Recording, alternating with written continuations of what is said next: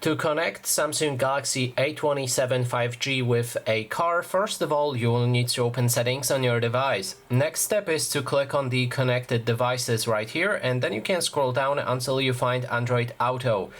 From there, there's this plus button that allows you to connect a vehicle, and there's two options to do it. First option is through the cable. If you have a cable that allows you to connect both your phone and your car together, then you can try it, plug it in, and if there's a next step progress for this screen, then you can continue and basically connect it with the wired method.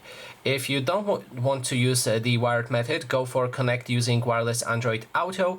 This allows you to enter pairing mode on your car and connect your phone with your car using a Bluetooth. So select connect using a Bluetooth per vehicle and then select your car on the available devices list. Just make sure that your car is in pairing mode.